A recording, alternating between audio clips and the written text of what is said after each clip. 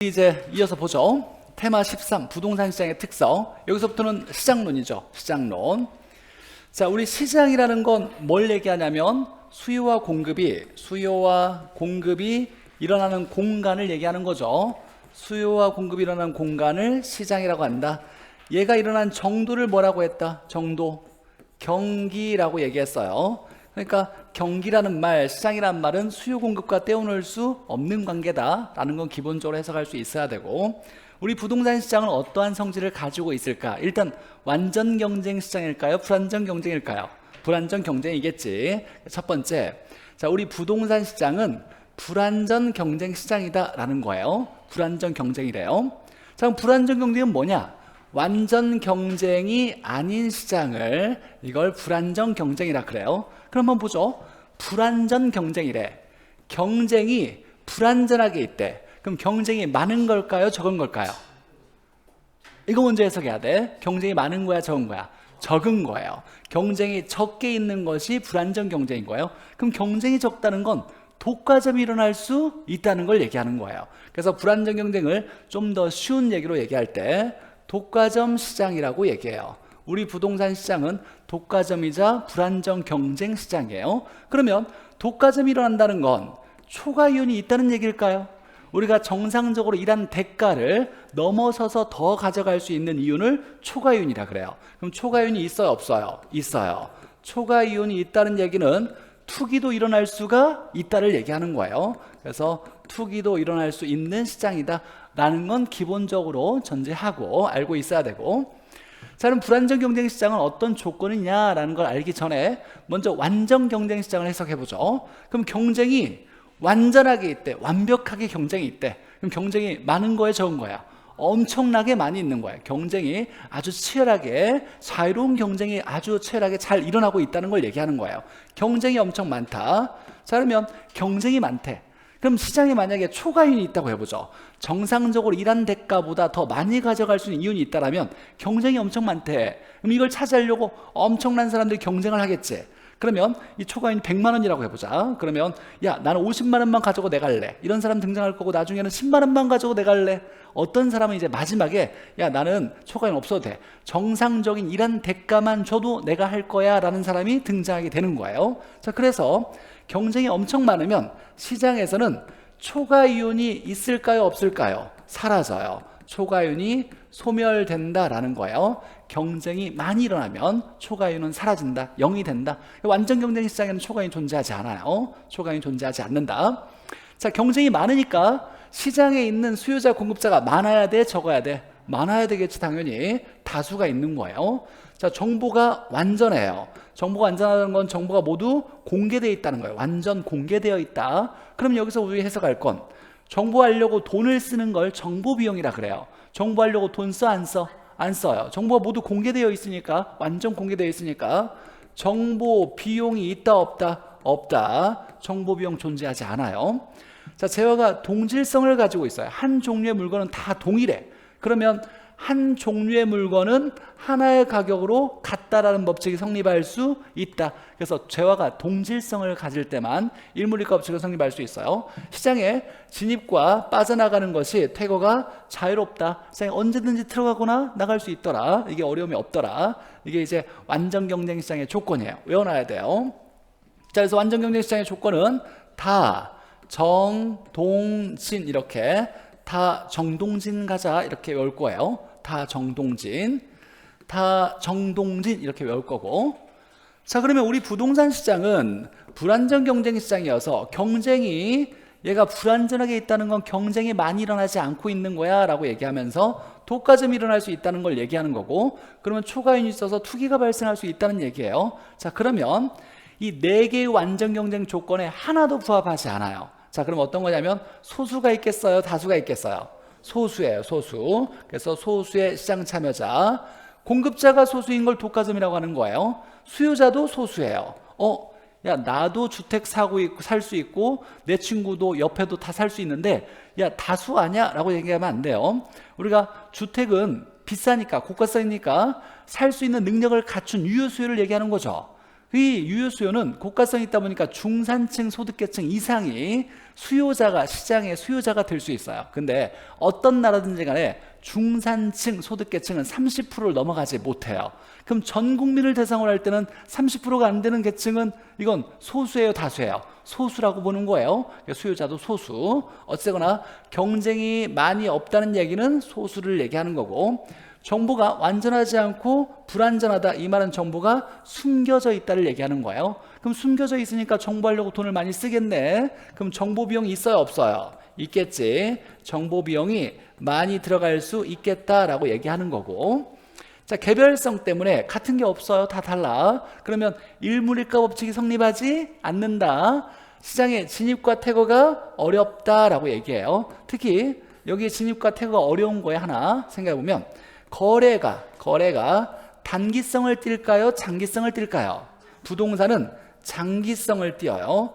그러니까 거래할 때 시간이 오래 걸릴 수 있다는 거예요. 내가 주택이 하나 있는데 이걸 팔아치우고 이 부동산 시장을 빠져나가고 싶어. 근데 팔려고 내놨는데 1년이 지나도 안 팔릴 수가 있어요. 그러니까 매매가 오래 걸려요. 자, 이 말은 시장을 빠져나가거나 들어갈 때도 어렵다는 얘기예요. 뿐만 아니라 얘 말을 어떻게 연관 지을 수 있냐면, 부동산의 가장 큰 단점, 현금화가 쉽다, 어렵다? 어렵다예요. 그래서 현금화가 어렵다.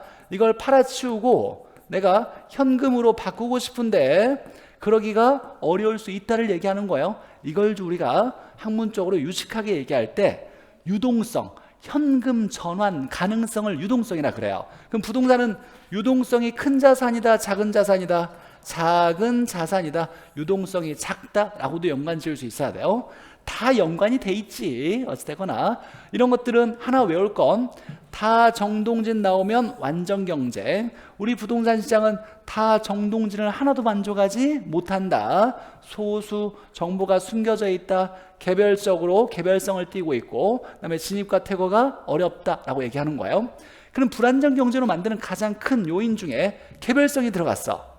정보가 숨겨져 있는 것도 부부 연계 중에 무슨 성? 개별성이에요. 얘도 개별성이었어. 개별성에서 정보 나오면 개별성. 개별적인 요인이 너무 많아. 이 개별 요인들을 다 파악하기가 쉽다, 어렵다? 어렵다. 정보를 알기가 어렵다가 숨겨져 있다, 비공개되어 있다, 이렇게 해석한다 그랬어요. 자, 그러면 불안전 경쟁 시장으로 만드는 부동산 시장의 특징 중에 가장 중요한 거 하나를 뽑으라면 부부 연계 중에 뭐? 개별성이 불안전 경제를 만드는 가장 중요한 성질이기도 해요. 자, 어쨌거나 여기서 우리 부동산 시장은 다 정동진을 하나도 만족하지 못한다, 이렇게 해석하는 거예요. 일단 기본적으로 완전 경쟁은 경쟁이 많아서 초과인 소멸된다는 건, 이건 머릿속에 아주 당연하게 해석할 수 있어야 돼요. 계속 이어질 거니까. 그리고 다 정동진을 만족해야 된다, 이렇게 얘기해야 되는 거고. 자, 완전과 불완전을 구분하는 건 다 정동진을 만족하냐 못하냐, 이렇게 얘기하는 거고.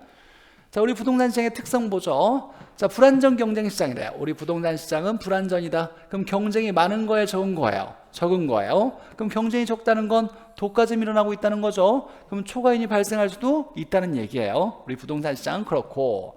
자, 중요한 거, 국지적, 지역적 시장. 이 말은 지역마다 같다, 다르다. 다른 가격, 다른 경기 변동 양상, 다른 부동산 시장이 나타난다. 지역마다 다 달라요. 자, 무슨 성과 관련돼 있다? 얘는 부동성과 관련돼 있다. 외부 지역 부인이라고 외웠어요. 외부 지역 부인, 부동성과 관련돼 있고. 자, 수급 조절이 어려워요. 수요와 공급을 조절하기가 어렵다라고 나왔어요. 즉, 수요와 공급의 조절이 어려운데 특히 공급의 조절이 어려워요. 이때 공급은 단기와 장기에 비해서 누가 탄력적이다? 장기가 탄력적이죠. 단기에는 공급량이 거의 변화되기가 어려워. 부동산은 만드는 데 시간이 오래 걸리니까 장기, 긴 시간으로 봐야 양이 변할 수 있고 장기로 넘어가야 탄력성이 커진다, 이렇게 우리 외웠어요. 세, 수, 주, 장, 장기가 탄력적이다. 자, 그러면 단기는 양이 거의 변화되기가 어렵죠. 공급량이. 그러면 단기에는 수요와 공급이 균형을 맞추기가 쉽다, 어렵다? 어렵다. 단기에 균형 가격 형성이 어려워서 가격이 왜곡될 수 있다. 얘가 중요해요. 출제자가 너무너무 좋아해요. 단기에 균형을 형성하기 어렵다. 단기에 가격이 왜곡된다. 단기에 수요와 공급의 조절이 어렵다. 단기일수록 더 어려운 거예요. 자, 그 다음에 4번 보니까 정보가 숨겨져 있다라고 나왔어요. 숨겨져 있다. 그러면 수요자, 공급자가 거래할 때 누구는 많이 알고 누구는 조금 알고 거래할 수 있겠죠. 정보가 비대칭을 이루어요. 이건 정보가 숨겨져 있는 거죠. 그럼 거래할 때 정보를 알려고 돈을 많이 쓸 수 있겠네. 정보 비용이 크다. 무슨성과 관련돼 있다. 정보 개별성이라고 총론에서 배웠던 얘기고, 자, 개별성 때문에 조직을 만들기가 어렵다 그랬어요. 같은 것끼리 묶기가 어려워서 조직을 만들기 어렵고 표준화도 어렵다. 같은 것끼리 묶기 어려워서 조직을 만들기도 어렵다. 이것도 무슨 성? 개별성. 개별성 때문에 나타나는 거고, 자, 자금의 활용도가 높아요. 고가성을 띠다 보니까 부동산을 살려면 돈이 많이 필요하죠. 그러면 무슨 정책과 밀접하다? 금융정책과 자금을 많이 활용해야 되니까 금융정책과 밀접하다. 금융정책 대표적으로 뭐가 있다? LTV, DTI. 얘가 커지면 대출금이 많아진다. 이거 꼭 기억해놔야 되고, 자, 매매가 오래 걸린다라고 나오죠. 그러면 현금화가 쉽다, 어렵다? 어렵다. 이걸 다른 말로 뭐라고 하냐면 유동성이 작다라고 얘기하는 거고, 자, 공매가 발생하기가 어려워요. 우리 공매라는 건 주식에서 공매도라는 얘기 들어봤죠? 없는 걸 먼저 팔고 나중에 주인이 돌려줘 그러면 그대로 똑같은 걸 사서 갚아주는 걸, 이걸 공매라 그래요. 근데 부동산은 없는 걸 먼저 팔고 나중에 야 사서 갚아 그럴 때 똑같은 걸 바로 살 수가 없어요. 같은 게 없다 보니까. 그럼 부동산은 공매가 발생하기가 어렵다. 무슨 성 때문에? 개별성 때문이에요. 그러면 부동산 시장을 불안전으로 만드는 것도 개별성이었고, 여러 요인 중에서 가장 영향을 많이 미치는 것도 무슨 성? 개별성. 개별성이 큰 영향을 미치더라 라고 얘기하는 거예요. 그래서 부동산 시장에 가장 큰 영향을 주는 건 개별성이 중요한 성질이 되는 거예요. 이렇게 배웠던 건 다 총론에서 배웠던 걸 계속 연관지어서 설명하는 거고, 이건 그냥 뭐 암기 코드로 외우는 게 아니라 보면서 당연히 그러겠지라고 해석할 수 있어야 돼요. 불안정 경쟁이고, 그다음에 지역마다 다르고, 수요 공급 조절이 어려워요. 특히 공급이 만드는데 어렵다. 특히 언제 만들기 어렵다? 단기에 만들기 어려워서 단기에 균형을 형성하기 어렵다. 정보가 숨겨져 있어서 정보 비용이 많이 들어간다.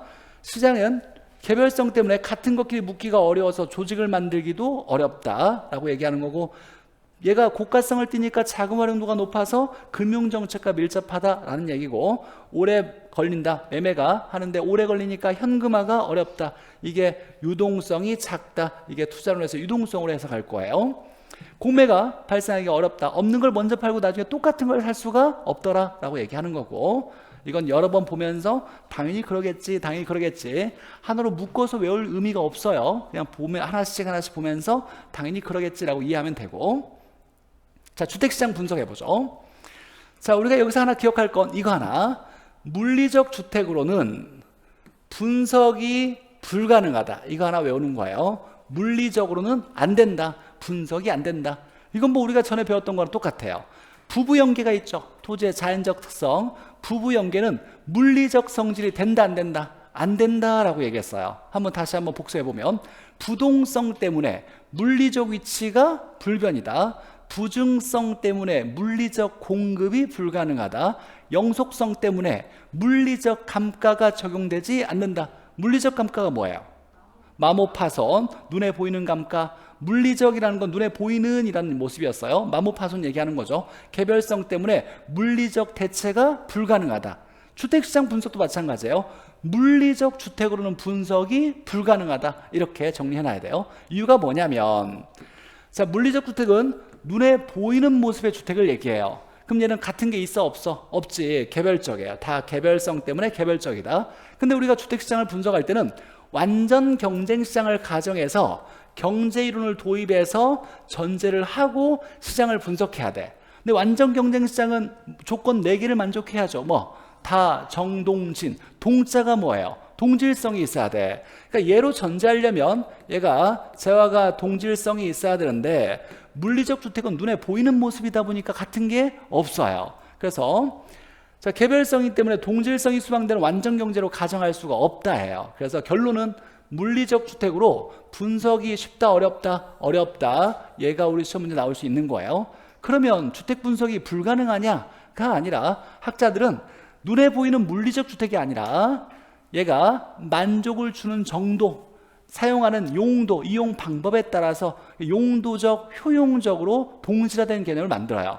아파트 연립 다세대 다가구, 얘는 눈에 보일 땐 다 다른 모습이야. 같은 게 아닌데 얘들을 모두 다 주거용으로서 만족을 주는 정도가 똑같은 물건들이야 라고 바라보면서 주택시장을 분석하는 거예요. 그래서 주거용으로서 용도적으로 만족을 주는 정도, 효용적으로 동질화된 개념을 하나 만들었는데 이걸 뭐라고 하냐면 주택 서비스 개념이라 그래요. 얘로 분석이 필요하다. 그래서 동질화된 개념으로 주택 분석이 필요하다라는 거예요. 2번이 중요한 게 아니라 얘는 1번이 중요한 거고 이걸 보충하기 위한 설명이었고 시험 문제 나오는 지문은 물리적 주택으로 분석이 쉽냐 어렵냐가 이게 지문에 나오는 거예요. 물리적으로 분석이 어렵다. 앞으로 우리 학기론에서는 물리적으로 뭔 성질 나오면 된다 안 된다? 안 된다라고 나와야 돼요. 물리적으로는 안 된다. 이게 기본이에요. 그래서 학자들은 자, 효용은 만족을 얘기하는 거죠. 효용 옆에다가 만족 쓰면 되고 만족을 주는 정도, 용도는 주거용으로서 이렇게 얘기하는 거예요. 그래서 아파트 연립 다세를 주거용으로서 만족을 주는 정도가 동일한 개념인 주택 서비스 개념으로 분석한다. 근데 주택 서비스가 중요한 게 아니라 중요한 건 물리적으로는 분석할 수가 없다. 이거 하나 해석하고, 자, 주택 공급에서 계속 얘기했지만 주택 공급은 두 가지를 볼 수 있어요. 신규 주택도 있고, 그러니까 새롭게 만들어서 공급하는 신규 주택도 있고, 이미 만들어져 있는 주택, 쓰고 있는 주택을 팔려고 내놓을 수 있는 주택도 있죠. 이런 주택을 뭐 재고주택이라고 하죠. 그래서 주택 공급은 신규 주택 공급이 있고 재고 주택 공급이 있어요. 이때 단기와 장기라는 말을 쓰는데, 단기, 장기란 말을 쓰는데, 자, 여기에서 우리가 하나 기본적으로 알아야 될 건, 학자는 단기는 짧은 시간이고 장기는 긴 시간이죠. 근데 얼마나 짧은 시간이고 얼마나 긴 시간이야, 이걸 얘기할 때 그냥 며칠, 몇 달 이렇게 얘기하는 게 아니라 기본적으로 단기라는 말은 만들지 못하는 짧은 시간을 얘기하는 거예요. 만들지 못하는 짧은 시간을 단기라고 규정하는 거예요. 자, 그러면 단기 주택 공급은, 단기는 단기라는 의미 속에 만들지 못하는 짧은 시간이죠. 그러면 신규 주택을 의미한다 안 한다? 단기는 신규 주택을 의미하는 게 아니다. 이게 머릿속에 탁 집어넣어 있어야 돼요. 그래야 헷갈리지 않아요. 단기는 신규를 의미하는 게 아니야. 단기라는 말은 만들지 못하는 짧은 시간이니까. 그러면 신규 주택 말고 뭐가 있어요? 재고 주택이 있지. 그래서 단기 주택 공급은 재고 주택 공급을 얘기하는 거예요. 그럼 재고 나오면 우리가 절량은 뭐다? 예, 제자가 보통 부인 이렇게 외웠단 말이에요. 재고 나오면 절량 개념인 거예요. 그래서 얘는 절량의 공급을 얘기한다라는 거예요. 절량의 공급. 절량은 일정 시점에서 얘기하는 거죠. 자, 그래서 이렇게 연결 지어야 돼. 일단 첫 번째, 단기라는 말이 나오면 신규, 만들지 못하는 짧은 시간이니까 신규 주택을 의미하는 게 아니다. 그럼 단기 주택 공급은 뭐다? 재고 주택 공급. 재고는 뭐? 절량. 절량이면 시점. 이렇게 나와야 돼요. 자, 그럼 이제 해석해보면 문제를 푸는 건 전혀 어렵지 않은데, 현재 A도시에서 100만 세대 주택이 존재하고 10만이 공가다라고 나왔어요. 이때 공급량과 수량을 얘기할 때 중요한 건 저량의 공급량이냐 유량의 공급량이냐, 이 말이 포인트인 거예요. 여기에 유량을 쓰면 안 된다는 얘기야. 여기에 저량이라 써야 된다는 얘기예요. 여기에 현재가 나왔어. 현재는 기간이에요, 시점이에요? 시점이지. 그러니까 무조건 현재 나오면 이건 저량을 얘기하는 거예요. 여기 현재 나오면 저량을 얘기해야 된다. 자, 의미를 해석하면 이런 거예요. A도시에 100만 세대 주택이 존재한다라고 나왔어요. 존재한데 이미 만들어져 있는 게 100만이 있다는 거죠. 만들어서 쓰고 있는 게 100만이래. 팔려고 내놓을 수 있는 게 몇만? 100만. 그러니까 재고주택 공급은 100만을 얘기하는 거예요. 그럼 이 주택은 신규예요, 재고예요? 재고를 얘기하는 거예요. 재고가 100만이 있고 시점에서, 현 시점에서 10만이 비어져 있대. 그럼 현 시점에서 쓰고 있는 양은 얼마? 90만. 그래서 저량의 공급량은 지금 만들어져 있는 게 100만이니까 팔려고 내놓을 수 있는 게 100만이 있는데 시점에서 10만이 비어있으니까 시점에 쓰고 있는 양은 90만 이렇게 얘기하는 거예요. 100만이다 90만이다 숫자가 중요한 게 아니라 가장 중요한 포인트는 요게 저량의 공급량, 저량의 수요량이라고 나와야 돼. 유량의 공급량, 유량의 수요량 이렇게 나오면 틀리는 거예요. 그리고 이때 주택은 재고주택을 얘기하는 거고, 아래 문제 보죠. 자, 두 번째 보니까 여기에 장기주택 공급이라고 나왔어. 장기. 이제 장기니까 긴 시간을 얘기하는 거예요. 그럼 새롭게 만들 수가 있겠네. 그럼 장기를 의미하는 건 뭐? 신규 주택 공급이고, 얘가 유량 개념이고 기간 동안에 라고 나와야 돼요. 자, 그러면 아래 예를 보니까 1년 동안이라고 나왔어. 1년 동안. 얘는 기간을 얘기하는 거죠. 기간 1년 동안에 50만 세대 주택이 공급되었고 이 중 5만이 미분양되었다라고 나왔어요. 이 말은 뭐냐면 1년 동안에 50만 주택이 공급되었다는 건 이 주택은 무슨 주택? 신규 주택을 얘기하는 거예요. 1년 동안에 50만이 새롭게 만들어졌고 이때 5만이 미분양되었다. 그럼 기간 동안에 사간량은 얼마? 45만. 이걸 유량의 수요량이라고 하고 이걸 유량의 공급량이라고 한다라는 거예요. 그러니까 앞으로 이제 유량 공급량 얘기하면 신규 주택을 얘기하는 거고 저량의 공급량 얘기하면 재고 주택을 얘기하는 거예요. 근데 문제를 풀 때는 뭐 당연히 기본적으로 이 시간에 대한 표현이 나와야 돼요. 이렇게 시점 나오면 저량 나와야 되고 기간 나오면 유량 이렇게 연결돼야 돼요. 물론 이것만 알아도 답은 풀릴 건데 의미상 해석할 때 저량 나오면 재고주택을 얘기하는 거고 그다음에 유량 나오면 신규주택을 얘기하는 거다라는 거 기본적으로 주택시장을 분석할 때는 저량과 유량을 모두 고려해서 분석해야 된다를 얘기하는 거예요. 근데 앞에 배웠던 건 물리적으로 분석은 어렵다. 그래서 서비스, 주택 서비스 개념으로 분석이 필요하다라는 걸 배웠고, 자, 주택 수요와 소요 보죠. 수요와 소요. 이건 뭐 어려운 건 아니고 우리가 배웠던 건 수요를 배웠죠. 수요는 구매력이 있는 유효 개념이라 그랬어요. 유효 개념이고 경제학에서 배웠던 거고 구매력 갖춘 유효 수요인데 소요라는 것도 있더라. 수요가 아니라 소요라는 말이 있는데 자, 얘는 구매력이 없는 서민을 대상으로 한다. 얘가 핵심이에요. 구매력이 없는 서민을 대상으로 하고 구매력이 없는 서민의 주택에 대한 필요를 얘기할 때 이걸 소요라고 한다. 이건 정책상의 개념으로 등장한 거다. 정부가 시장에 개입하는 방법을 정책이라 그래요. 정부가 시장에 개입할 때 나타나는 정책상의 개념으로 소요라는 말을 쓴다라는 거예요. 자, 한번 얘기를 하면 이런 거예요. A 지역에 주택을 살려고 돈을 이미 준비했어. 또는 빌릴 수도 있어. 가지고 있는 사람이 100가구가 있대. 100가구가. 그러면 A 지역에 이 100가구를 얘기할 때는 주택 소요량이에요? 수요량이에요? 질문이에요. 질문. 내 질문하는 거야. 돈을 준비해서 주택을 살 수 있는데 살려고 하는 사람이 100가구가 있대. 이 100가구를 얘기할 때는 주택 수요량이에요? 소요량이에요? 수요량이라고 얘기해야 돼. 자, 근데 정책을 펼칠 때는 수요량이 중요한 게 아니에요. A 지역에 돈이 없어서 주택을 구입하지 못하는 사람이 있대요. 그럼 정부가 나서서 공공임대주택을 지어야지. 그럼 정부가 공공임대주택을 얼마나 지어야 될까를 알아야 돼. 그럼 수요량을 알아야 될까? 소요량을 알아야 될까? 소요량을 알아야 돼요. 돈이 있어서 살려고 하는 사람이 아니라 돈이 없는데 주택을 필요로 하고 있는 가구가 500가구가 있다면 이 소요량이 500가구라고 얘기하는 거예요. 그럼 정부가 정책을 펼칠 때 소요량을 파악해서 500가구에 500세대의 공공임대주택을 지어야 되겠지. 그러니까 정책을 펼칠 때 알아야 되는 건 수요가 아니라 뭐다? 소요를 알아야 된다라는 거예요. 이때 얘는 수요는 구매력이 있는 유효 수요고 소요를 얘기할 때는 구매력이 없는 서민을 대상으로 하는 주택의 필요를 얘기한다. 정책상에서 등장한 개념이다라는 거예요. 수요와 소요는 같아요, 달라요? 다른다라고 우리 시험에 나왔어요. 이걸 좀 더 깊이 있게 낸다라면 소요는 구매력이 없는 서민을 대상으로 한다라는 거다. 자, 문제 보죠. 뭐 어렵게 나온 적이 없어. 이 개념 여기 있는 테마도. 자, 부동산 시장을 설명한 것으로 우리 부동산 시장을 얘기했어요. 부동산 시장. 얘는 완전이에요, 불완전이에요? 불완전, 독과점 시장이죠. 불완전이라면 네 가지를 만족하지 못하지. 다 정동진을 만족하지 못하지 라고 얘기하죠. 자, 소수의 판매자, 구매자가 우리 부동산 시장의 특징을 설명한 거죠. 나머지 조직화예요, 비조직화예요? 비조직화라고 나와야 돼. 완전이 아니라 불안정 경쟁이라고 나와야 되고, 정보가 대칭을 이루지 못하고 비대칭이다 또는 비공개성이다, 숨겨져 있다라고 나와야 되고, 제어가 동질하지 않고 개별적이다 이렇게 나와야죠. 뭐 보너스로 가끔씩 등장하는 문제였고. 자, 13-2번 보죠. 틀린 거.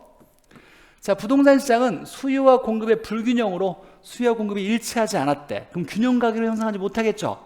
특히 언제 균형 가격을 형성하지 못한다? 단기예요, 장기예요? 단기에 균형을 이루기가 어렵다. 그래서 수요 공급의 불균형으로 단기적으로 가격 형성이 왜곡될 가능성이 있다. 맞는 얘기예요. 중요한 건 단기적으로 가격이 더 왜곡될 수 있다. 균형 가격을 더 형성하기 어렵다. 이렇게 나와야 되고. 두 번째, 자, 개별성으로 표준화가 쉽다, 어렵다? 어렵다.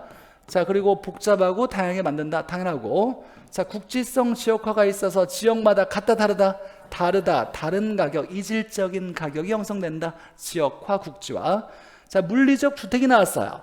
물리적으로는 된다, 안 된다? 안 된다라고 나와야 돼요. 자, 이질성이 강한 제품으로 동일한 상품을 분석하기가 어떻다? 어렵다. 주택시장을 분석하기가 어렵다. 이렇게 나와야 돼요. 동질화되기가 어렵다를 얘기하는 거예요. 그래서 물리적 주택을 분석하기가 어렵다. 자, 5번에 보니까 현재라고 나왔어요. 현재. 이것만 딱 나와도 이건 저량이에요, 유량이에요? 저량이라고 나와야 돼. 어쩌고 저쩌고 나왔을 때 얘를 볼 때 이게 유량이라고 나오면 안 되고 저량이라고 나와야 된다는 얘기예요. 시점이니까. 이걸 좀 더 해석하면, 자, A 지역에 30만 주택이 존재한대요. 이때 5만이 공가래. 그러면 만들어져 있는 게 30만 있다는 거죠. 만들어져 있는 걸 팔려고 내놓을 수 있는 게 30만이죠. 그럼 이 주택은 신규예요, 재고예요? 재고를 예고하는 거예요. 그래서 쓰고 있는 게 30만이고 팔려고 내놓을 수 있는 게 30만이다. 시점에서 5만이 비어 있으니까 그럼 저량의 수요량은 얼마? 25만. 저량의 공급량은 30만. 이렇게 얘기해야 되겠네요. 중요한 건 저량이라고 나와야 된다. 현재 나왔으니까 이것만 봐도 그냥 무조건 시점 나오면 저량, 기간 나오면 유량 이렇게 해석하고. 3번 문제 보죠. 틀린 거. 자, 정보가 비대칭이다 라는 건 수요자 공급자가 똑같이 알고 거래하기 어렵다. 숨겨져 있으니까 정보 알기 어려워서. 자, 그래서 가격 왜곡이 나타날 수도 있다. 맞죠? 자, 부동산 시장은 단기보다 장기의 탄력성이 크므로. 맞아요? 단기보다 장기의 탄력성이 크죠? 자, 그래서 단기의 수급 조절이 용이한 것이 아니다. 단기의 수급 조절이 어렵다라를 얘기하는 거예요. 그러니까 이 말은 단기보다 장기의 탄력성이 크다는 건 장기로 가야 양이 많이 변할 수 있어. 공급량이 변할 수가 있어. 수요와 공급량이 같아질 수 있어를 얘기하는 거예요. 단기는 공급량이 거의 변화되기 어려우니까 수요 공급이 같아지기가 어렵다. 그래서 단기의 수급 조절이 어렵다. 단기의 균형 가격 형성이 어렵다. 이게 많이 나오는 지문이고 2번이 틀렸고. 자, 부동산 시장은 세분화되고 지역별로 구분되는 특성이 있다. 지역마다 부동산 시장이 다르다. 구분될 수 있다. 자, 부동산 시장은 대체가 불가능한 지화이므로 이걸 다른 말로 개별성이죠. 개별성이 있으니까 공매가 발생하기가 어렵다라고 얘기하는 거죠. 공매 발생하기 어렵다. 자, 공급 곡선의 기울기는 단기와 장기, 누가 더 탄력적이다? 장기가 탄력적이죠.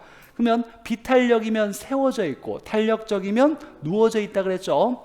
얘가 더 탄력적이죠. 그러면 장기에 더 누워져 있어야 되겠네. 그래서 단기보다 장기에 더 완만하다, 탄력적이다. 똑같은 말이죠. 어려운 문제는 아니고. 나머지 보죠.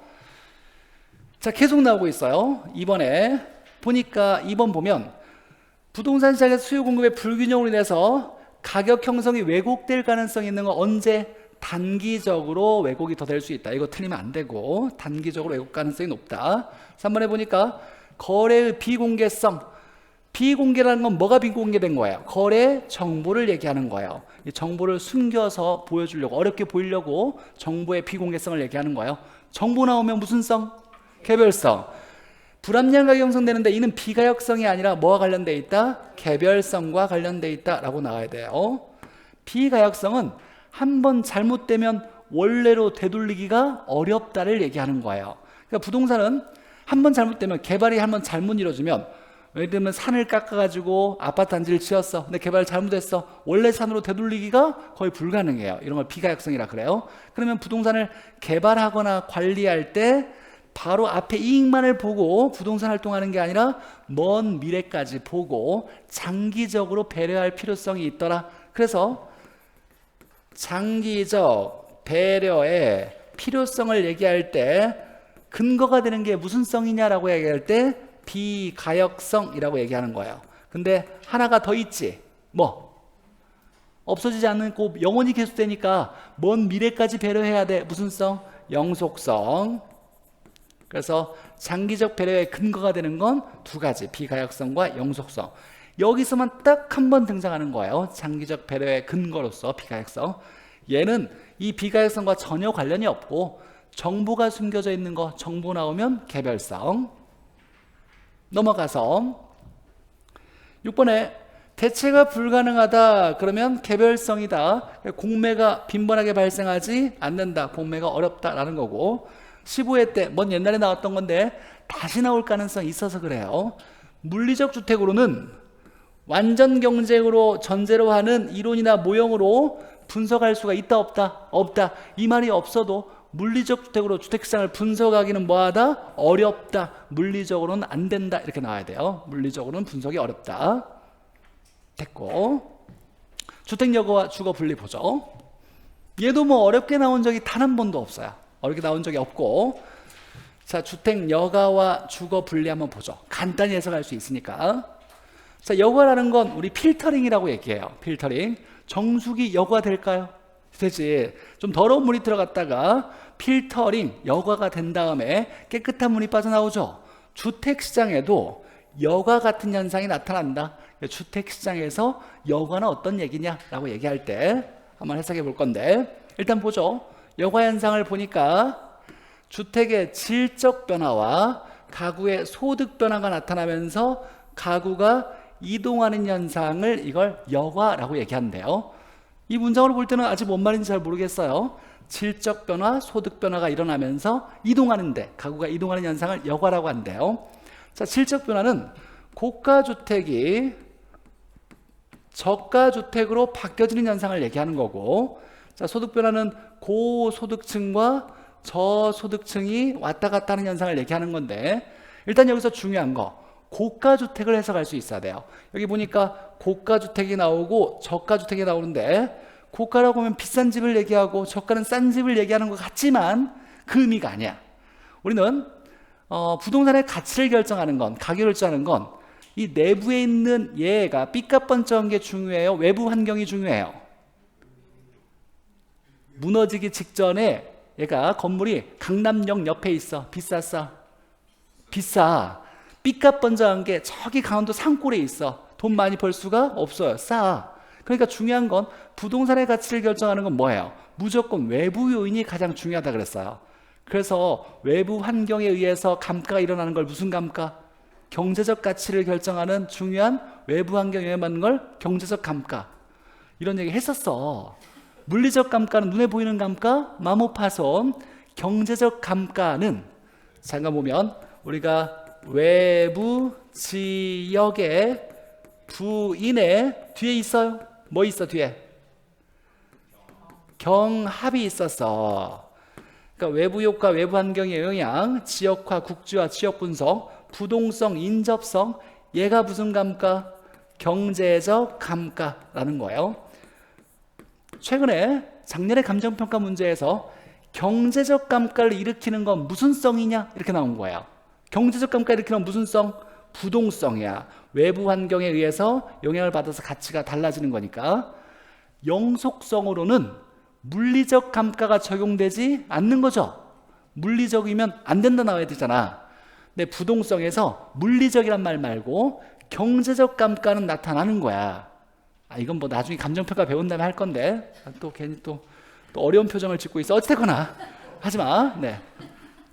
그러니까 경제적 감가는 외부 환경 영향을 받는 건데, 부동산의 가치를 결정하는 건 사실 외부 환경에 의해서 절대적으로 영향을 받는 거예요. 외부 환경에 의해서. 자, 근데 여기서 말하는 건 외부 환경이 달라지는 게 아니라 외부 환경은 동일한 조건에서 비싸고 싼 집을 얘기하는 거예요.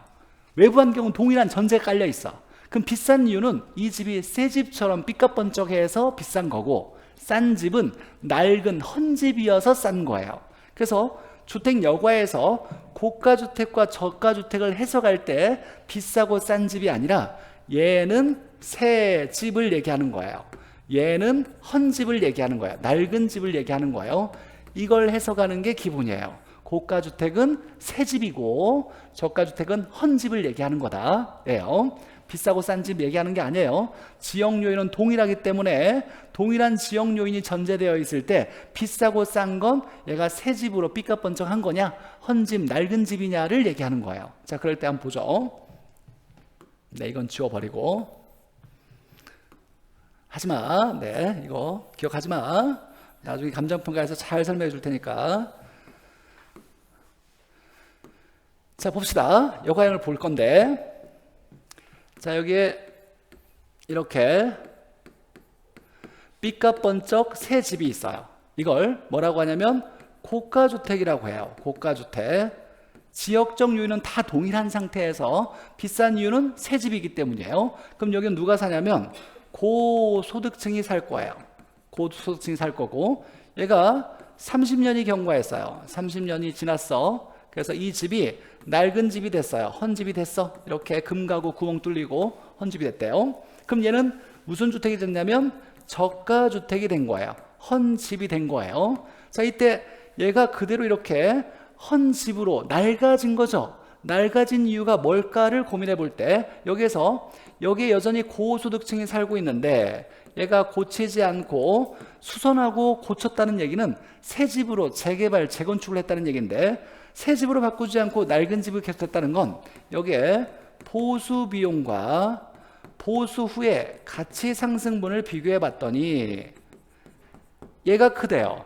새 집으로 바꾸는데 5억이 들어간대. 근데 고쳐봤자 가치가 1억만 올라간대. 그럼 고쳐야 안 고쳐요? 안 고치죠. 당연히 합리적인 경쟁이라면 고쳐야 안 고쳐요? 안 고치는 게 당연한 거고 자연스러운 현상인 거예요. 고치지 않았어. 그럼 낡은 주택이 된 거겠죠. 저가주택 된 거야. 여전히 고소득층은 돈은 있지만 고쳐봤자 손해니까 고치지 않고 불편한 상태로 살고 있는 거예요. 이때 마침 여기에 불편하고 있을 때 신규 적당한 지역에 신규 주택이 공급이 됐어요. 이렇게 새로운 집이 공급이 됐대. 그러면 얘가 이쪽으로 이사를 갈 수 있겠네. 마침 좋은 집이 새로 내가 이사 갈 만한 곳에 있으니까 이사를 했어. 이사를 하면 여기는 공가가 되겠죠. 빈집이 되겠네. 극단적으로 얘기해서 여기에 초가집에 살고 있어. 요즘 초가집 없지만 그냥 예를 들어서 초가집에 살고 있는 저소득층이 있는데 좀 더 좋은 집에 가고 싶었는데 마침 얘보다 좀 더 좋은 집이 비어져 있네. 그럼 얘가 이쪽으로 들어갈 수 있겠죠. 그래서 여기에 저소득층이 들어가게 되는 거예요. 자, 그러면 고가가 저가로 바뀌면서 주택의 질적 변화가 일어났어. 그러면서 여기는 고소득층이 살고 여기는 결국 저소득층이 살게 됐잖아. 얘는 빠져나갔으니까. 이렇게 질적 변화가 일어나고 소득계층이 변했죠. 뿐만 아니라 이 주택을 사이에 두고 주택을 놓고서 얘가 나가고 들어왔어. 우리 정수기에 더러운 물이 들어오고 나가고, 얘가 뭐 더럽고 깨끗한 건 아니지만 주택을 여기에 기준을 잡아서 들어가고 나갔잖아요. 이걸 뭐라고 하냐면 여과가 되었다라고 얘기하는 거예요. 이 과정을 여과작용이라고 하는 거예요. 이렇게 새 집이 헌집으로 낡아지는 현상을 뭐라고 하냐면 하향여과라고 얘기하고, 얘가 재개발, 재건축되어서 다시 이렇게 바뀌어지는 걸 뭐라고 한다? 상향여과라고 한다. 이게 주택의 여과를 얘기하는 거예요. 주택시장에서 당연히 낡아지고 새집 바뀌어줄 수 있지. 언제 새집 바뀌어질까요? 보수 비용과 가치 상승분 중에 누가 클 때? 가치 상승분이 크다면 새집 짓겠지. 고치는데 새집 짓는데 5억 들어가는데 고치면 10억이 올라간대. 그럼 당연히 고치겠지. 이렇게 나타나는 것을 주택시장에서 이렇게 가는 걸 하향여과, 반대로 올라가는 걸 상향여과라고 얘기한다는 거예요. 이때 주택의 질적 변화가 있었어요? 있었지. 소득 변화가 있었어요? 있었지. 그러면서 가구가 이동했어요? 있었네. 이걸 여과라고 얘기한다는 거예요. 자, 그러면 이제 하향 여가를 좀 더 쉽게 얘기하면 고가가 저가되는 건데 쉽게 얘기하면 뭘 얘기하는 거야? 낡아지는 현상을 얘기하는 거예요. 주택시장에서 주택이 낡아지는 걸 학문적으로 얘기할 때 하향여가 되었다 이렇게 얘기하는 거예요. 새 집으로 바뀌어지는 걸 상향여가 되었다 라고 얘기하는 거예요. 자, 그러면 이제 이 내용을 바탕으로 해석해보면 여가는 질적 변화, 고가 저가가 변하면서 소득 변화, 고가에는 고소득층이 살고 저가에는 저소득층이 살게 되면서 이동하는 현상을 말한다 이렇게 얘기하는 거예요. 그러면 하향여가는 낡아지는 걸 얘기하는 거죠. 얘가 포인트예요. 주택이 낡아지는 현상을 하향여가라 그래. 그럼 새 집이 낡은 집 되는 거네. 낡은 집을 뭐라고 한다? 저가주택, 저급주택이라고 해요. 새 집을 고가주택, 고급주택이라고 얘기하는 거고, 그래서 고가주택이 하위계층의 저가주택으로 바뀌어지는 것을 하향여가라고 한다.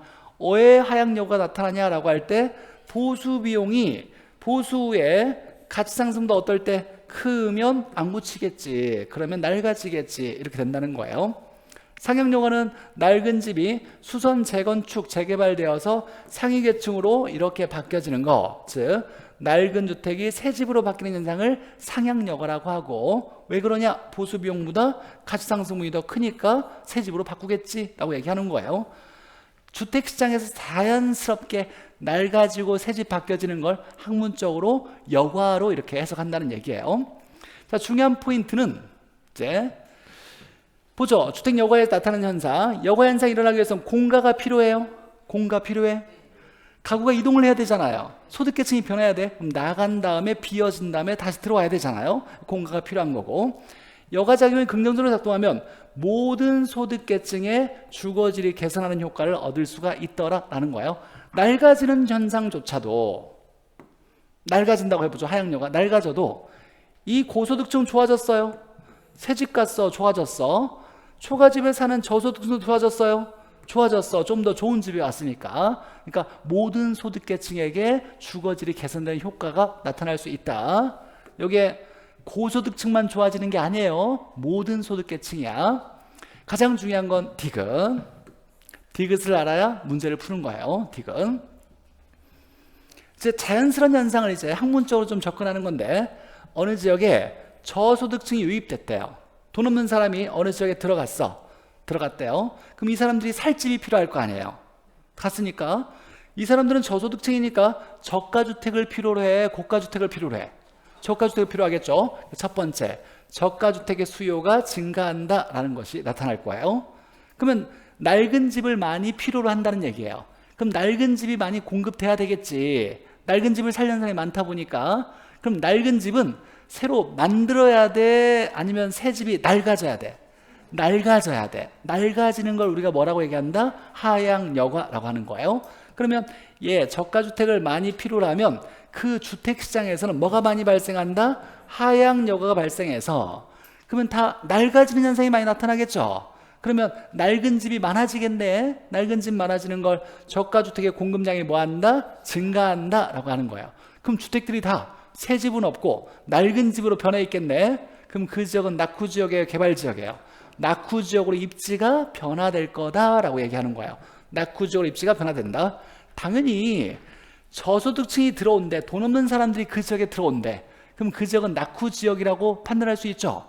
그 낙후지역으로 되기 전에 주택시장에서 나타나는 것이 첫 번째, 돈 없는 사람이 들어가면 이 사람은 낡은 주택을 많이 필요로 한다. 그러면 중요한 건 뭐가 발생해서? 주택시장에서 하향여가가 발생해서 낡아지는 현상이 많이 나타나면 새 집들은 없어지고 다 낡은 주택들이 많아질 거야. 이걸 저가주택의 공급량이 뭐한다? 증가된다. 그럼 주택들이 다 낡은 주택만 있겠네. 이걸 낙후지역으로 입지가 변화되는 과정을, 이런 과정을 여가를 바탕으로 설명하는 거예요. 1번, 2번, 3번 이렇게 순서적으로 해석할 수 있어야 돼요. 자, 불량주택이라는 게 있는데, 자, 불량주택은 낡은 주택을 얘기하는 거예요. 불량주택은 낡은 주택, 헌집은 얘기하는 거예요. 낡은 주택. 근데 위험성이 조금 큰 낡은 주택을 불량주택이라 그래요. 그럼 주택시장에서 낡은 주택은 어떻게 만들어지는 거예요? 시장에 뭔가 문제가 있어서 만들어지는 거예요? 아니지. 하향여가를 통해 만들어지는 거죠. 하향여가는 자연스러운 현상이에요, 부자연스러운 현상이에요? 고치는데 5억인데 고쳐봤자 1억밖에 안 올라간대요. 안 고치는 게 당연히 합리적인 경제인이 판단하는 자연스러운 현상이죠. 그러니까 자연스러운 현상이야. 우리가 시장에서 나타나는 자연스러운 현상은 시장의 가장 큰 기능이 자원을 배분하는 기능이라고 그랬어요. 그래서 시장의 자연스러운 현상을 시장의 자연스러운 배분 현상에 의해서 나타난다라고 해석하는 거예요. 그러니까 불량주택이 나타나는 건 낡은 주택이 만들어지는 거고, 위험할 정도로 낡은 주택이 만들어지는 건 시장에 문제가 있어서 나타나는 것이 아니라 하향 여과를 통해서 자연스럽게 만들어지는 거예요. 하향 여과는 자연스러운 현상이니까. 그래서 주택의 여과작용, 이걸 자연스러운 자원 배분 현상이라고 얘기하는 거야. 자연스럽게 발생하는 거다라고 얘기하는 거예요. 그러니까 하향 여과에 의해서 얘가 계속 되고 해서 진짜 뭐 다 이렇게 낡아지고 여기가 무너지기 직전에 이런 낡은 주택을 뭐라고 한다? 불량주택이라고 한다. 얘는 시장에 뭔가 문제가 있어서 만들어지는 게 아니라 하향 여과로 자연스럽게 만들어지는 거다라는 거예요. 근데 정부 입장에서 볼 때 야, 위험할 정도의 낡은 주택은 이건 좋지 않잖아. 위험하지 않는 낡은 주택까지는 이건 자연스러운 현상까지 인정하겠는데, 위험하니까 그럼 불량주택까지 하향 여과가 일어나는 이유는 뭐냐? 시장의 문제와는 시장 실패하면 관련이 없잖아요. 우리 주택시장에 돈이 너무 없어서 이 불량주택 아니면 살 집을 구하지 못하는 너무 낮은 소득계층이 존재하기 때문이더라를 얘기하는 거예요. 그러면 우리가 정부 입장에서 정책을 펼치려면 이 불량주택은 무조건 다 철거가 아니라 소득만, 그 사람들에게 소득만 높여준다라면 이 사람들이 돈을 좀 가지고 위험하지 않는 덜 위험한 낡은 주택에 가겠지. 그러면 이걸 원하는 사람이 없으니까 자연스럽게 여기까지 하향여가 일어나지 않을 거다라고 얘기하는 거예요. 뭐 시험에 어렵게 나올 건덕지가 없어. 그냥 나온다라면 불량주택은 시장 실패와 관련이 없다. 이게 핵심이고, 불량주택의 해결은 단순히 철거가 아니라 뭘 높여주면 돼요? 소득을 높이는 정책을 펼쳐서 이 사람들이 돈이 많아지면 불량주택을 원하지 않을 거니까 불량주택까지 하향여가 일어나지 않을 거야 라고 얘기하는 거예요. 이게 여과에 대한 내용이었고, 자, 주거분리는 깊게 들어가면 사실 제법 어려워요. 근데 우리 시험은 깊은 내용은 한 번도 단 한 번도 나온 적이 없고 아주 간단하게 나왔으니까 간단히 설명하면, 주거가 분리되는데, 주거지가 분리되는데 어떻게 분리되냐면 잘 사는 사람과 못 사는 사람은 섞어져 있어요, 나눠져 있어? 나눠져 있어요. 어디든지 다 나눠져 있어, 자세히 살펴보면. 그래서 이걸 경기라고 했을 때 여기를 고소득층이 있는 고가주택 주거지라고 보죠. 새 집들만 있어. 여기 새 집들만 있고, 여기는 저소득층이 존재하는 저가주택, 낡은 주택들이 이렇게 모여져 있는 거예요. 얘들은 섞여져 있지 않아. 항상 나눠져 있어요. 분리되어 있어요. 이걸 뭐라고 하냐면 주거 분리라고 얘기해요. 자, 좀 주거 분리가 나타났을 때 우리 이제 외부 효과를 얘기하는데, 왜 주거지는 섞여져 있지 않고 나눠지냐라고 했을 때, 자, 고가주택은 새 집들만 있으니까 여기는 환경이 좋을 거예요. 그럼 여기서 이쪽으로 갈 때는 좋은 영향을 줄 거예요. 외부 환경에 영향을 줄 때 좋은 외부 효과를 정의 외부 효과가 나타날 거고, 자, 여기서 이쪽으로는 여기는 낡은 집만 있잖아요. 막 쓰러지기 직전 쓰레기 날리고 막 냄새나고 어쩌고 하니까 나쁜 영향을 이쪽에 줄 거야. 이걸 부의 외부 효과가 작동할 거예요 라고 했을 때, 자, 그러면 저가주택에 있는 사람들은 이 정의 외부 효과를 받으려고 이쪽으로 움직이려고 하겠네. 맞죠? 움직이려고 하겠지. 그러면 얘가 가만히 있으면 합쳐질 거예요. 내 가만히 있어 도망가요. 부의 외부 효과가 오니까 이걸 피하려고 도망가다 보니까 결국은 합쳐지지 않더라를 얘기하는 거예요. 자, 그러면 주거분리가 나타나는 근본적인 이유는 외부 효과 때문이에요. 외부 효과. 좋은 건 얻으려고 하지만 나쁜 걸 피하려고 하기 때문에 섞어지지 않더라. 근데 주거분리는 소득별 분화예요, 용도별 분화예요? 예, 고소득층과 저소득층이 섞어지지 않다죠. 고소득층, 저소득층이니까 얘는 소득에 따라서 소득별 분화라고 해야 돼요. 이걸 용도별 분화라고 하면 안 돼. 용도별 분화는 나중에 배울 직주분리를 얘기하는 거예요. 직주분리. 직장과 주거지가 분리된다. 이런 거 들어본 적 있죠? 직장은 도심에 있고 주거지는 외곽에 두면서 낮에는 직장에 도심에 있다가 밤만 되면 외곽으로 싹 빠져나가요. 그러면서 직장과 주거지가 분리되어 있다. 우리가 용도 얘기하면 주상공을 얘기하는 거죠. 이용 방법에 따라서. 그러니까 직주분리 얘기할 때 용도별 분할을 얘기하는 거고, 이렇게 나눠지는 주거분리는 소득별 분할이라고 얘기해야 돼요. 자, 그래서 내용을 보면, 자, 주거분리는 고소득층과 저소득층이 분리되는 소득별 분화 현상이다. 이거 하나 기억해 놓고, 소득에 따라서 분화되는 거고, 자, 얘는 도시 전체뿐만 아니라, 자, 지리적으로 인접한 근린지역, 작은 좁은 생활권 지역을 근린지역이라 그래요. 자, 그러니까 서울에서도 주거분리 일어났어요. 도시 전체를 봤을 때 주거분리. 돈 많은 사람 어디에? 강남에. 그래도 돈 없는 사람 강북에 있나? 잘 모르겠지만 어찌되거나 강남과 강북이고, 강남에서도 주거분리 일어났을까? 좀 더 어떤 돈은 더 비싼데 좀 더 싼데 뭐 그래서 잘 모르겠지만 어찌되거나 도시 전체뿐만 아니라 작은 생활권에 인접한 근린지역에서도 주거분리는 항상 나타난다를 얘기하는 거예요. 이유가 뭐냐라고 할 때 외부 효과 때문이에요. 좋은 건 얻으려고 하고 나쁜 걸 피하려는 동기에서 발생한다. 외부 효과 때문에 발생한다. 자, 우리 시험에서 소개낸 거 간단히 하나. 자, 이 지역 보죠. 여기 경계지역이에요. 가까운 경계지역. 자, 여기는 고가주택이죠. 근데 경계에 있다 보니까 나쁜 외부 효과를 바로 받아. 근데 고가주택인데 나쁜 외부 효과를 바로 받으니까 싸게 거래되겠네. 싸게를 할인되어 거래된다 라고 얘기하고, 얘는 저가주택 헌집이니까 헌집인데 싼 집인데 고가주택 바로 옆에 있으니까 좋은 영향을 바로 받겠지. 그럼 비싸게 거래되겠네. 이걸 뭐 된다? 할증되어 거래된다. 이렇게 얘기하는 거예요.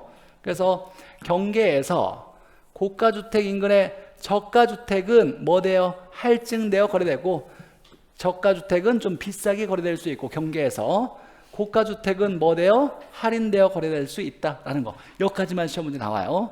더 어려운 내용도 많은데 사실 우리 시험은 여기까지는 안 나오니까 딱 여기까지 배운 데까지만 시험 문제 나왔으니까 더 깊은 데는 의미가 없어요. 문제 한번 풀어봅시다. 문제 조금만 풀고 시죠. 자, 그런데 60페이지에 여기 오타가 있네요. 1, 2, 4, 5, 5 이렇게 돼 있는데 번호가 1, 2, 3, 4, 5로 좀 바꿔주세요. 1, 2, 3, 4, 5. 자, 여가와 주거분리에 대한 설명으로 틀린 거. 자, 주거분리는 도시지역뿐만 아니라 도시와 잘 인접한 근린지역에서 발생할 수 있다. 어디서든지 주거분리는 발생할 수 있다. 자, 여가가 원활하게 작동되는 주택시장에서 자, 긍정적으로 작동하면 모든 소득계층의 주거지를 개선하는 효과가 나타날 수 있다. 중요한 건 모든이 중요한 거예요. 우리 시험에서는 그냥 그러니까 주거지를 개선하는 효과만 있다고 나왔는데, 최근에 감정평가사 시험에서 이 모든 소득계층을 얘가 이 단어를 썼어요. 이 단어를 썼다라는 건 나중에 특정 소득계층, 고소득층에게만 이런 말 나오면 틀려요. 모든 소득계층에게 주거지를 개선되는 효과가 있다. 3번에 보니까 자, 인접한 경우라고 나왔어요. 인접한 경우에 경계에서 저소득 주택은 좀 더 비싸게 거래될 수 있겠죠. 뭐 되어서 할증되어 거래된다. 맞고. 자, 4번에 보니까 저소득층의 저가주택에 대한 수요가 증가되었을 때 상향 여과가 나타난다라고 나왔어요. 자, 순서를 보니까 저소득층이 저가주택에 대한 수요가 증가될 때, 낡은 집을 많이 필요로 할 때 뭐가 나타난다? 하향 여과가 나타나서, 세 번째는 저가주택의 공급이 뭐한다? 저가주택의 공급이 늘어난다. 이렇게 나와야 돼요. 1, 2, 3번. 최근에 계속 나오는 건 이 지문이에요. 저가주택에 대한 수요가 증가되었을 때 뭐가 나타난다? 하향 여과가 나타난다. 하향 여과가 나타나면 낡은 집이 많아진다. 저가주택의 공급량이 많아진다. 이렇게 나와야 되고, 여가 가정은 주택의 질적 변화와 소득 변화에 따라서 가구가 이동하는 걸 설명해 준다. 맞는 얘기고. 자, 31에 나왔던 거 보죠. 여가와 주거분리에 대한 설명으로 틀린 거. 하향 여가가 발생하면 낡아지는 거죠. 낡아지는 일이 발생하면 저급주택 공급량, 낡은 주택이 뭐한다? 많아진다, 증가한다. 틀린 거 땡큐 이렇게 해야 되겠죠. 이렇게 나온 적이 없어요. 31에 나왔던 거. 나머지 질문 보면 저급주택이 낡은 집이 재개발되어서 고소득으로 사용되었다. 고소득으로 사용되면 이걸 뭐라고 한다? 상향여과. 상향여과. 저소득 가구의 신입과 천연상으로 입지가 변화될 수 있다. 맞아요. 이거 우리가 설명했던 거야. 아까 저소득층이 어떤 지역에 들어갔어? 그럼 저소득층이 살 집이 필요하죠. 저가주택 수요가 증가해. 그럼 뭐가 나타나? 하향여가 나타나. 그럼 저가주택 공급량이 많아져. 그럼 낡은 주택이 많아지겠죠. 입지가 낙후지역으로 바뀌어지겠네. 들어가서 바뀌어지는 현상이 나타나서 입지가 변화될 수 있다. 낙후지역으로 변할 수 있다를 얘기하는 거예요. 자, 4번에 보니까 개량 비용이 개량 후에 가치 상승분보다 크다면 고쳐요, 안 고쳐요? 안 고치겠지. 뭐라고 한다? 하향여과. 하향여가 발생한다. 자, 여가 과정에서 주거분리를 주다는 것은 자, 정의 외부 효과는 뭐하고? 얻으려고 하고, 나쁜 외부 효과는 피하려는 동기에서 비롯된다. 주거분리는 정의 외부 효과, 부의 외부 효과, 외부 효과 때문에 나타난다를 얘기하는 거예요. 자, 쉬우니까 지문 간단히 봅시다. 자, 이번에 보니까 상위 계층이 사용하던 주택이 하위 계층의 사용으로 바뀌었대. 이걸 뭐라고 한다? 하향여과라고 할 거고. 자, 그 다음에 3번에 보니까 하향여과가 원활하게 작동되면 저급주택 공급량이 뭐한다? 증가한다. 낡은 집이 많아진다. 이렇게 나와야 되고. 자, 8번 보죠. 8번. 개량 비용이 가치 상승분보다 크다면 고친다, 안 고친다? 안 고친다. 하향여가 발생한다. 이렇게 나와야 되고. 근데 여기도 지문이 이 테마에 지문 오타가 있네요. 6번을 1, 2, 3, 4 뭘로? 5번으로 이렇게 좀 바꿔주시고 5번 바꿔주시고. 자, 공가의 발생은 주거지 이동과 이 주거지 이동은 여가를 얘기하는 거예요. 여가와 관련이 있다 없다? 관련이 있다. 공가가 있어야 이동이 발생하면서 여가가 발생할 수 있다. 자, 그 다음에 9번에 보니까 주거분리는 뭐에 따라 분리되는 거예요? 소득에 따라 분리되는 거죠. 소득과 무관하게가 아니라 소득에 따라서 고소득층과 고소득층과 저소득층이 주거지역이 낳는 현상이다 라고 나와야 돼요. 소득에 따라서 이렇게 나와야 되고. 10번에 보니까 고소득층 주거지와 저소득층 주거지가 인접한 경우에 경계에서 그러면 저급주택은 좀 비싸게, 고급주택은 좀 싸게 이렇게 나오겠죠. 저소득층 주택은 좀 더 비싸게 할증되어 거래되고 고소득층은 좀 더 할인되어 거래된다 이렇게 나와야 되겠죠. 자, 11번에 불량주택이 발생하는 건 시장 실패와 관련이 있어요, 없어요? 없어요. 주택시장에서 자연스럽게 나타나는 여과작용, 특히 하향여과를 통해서 자연스러운 현상이다 라고 해석해야지. 시장의 실패와 관련이 없다. 네. 잠깐 쉬었다가 조금만, 이거 뭐 다 하진 않겠지만 효율적 시장에 조금만 배우고 우리 30분에 딱 끝낼 거니까 5분간 쉬었다가 잠깐만 좀만 보죠.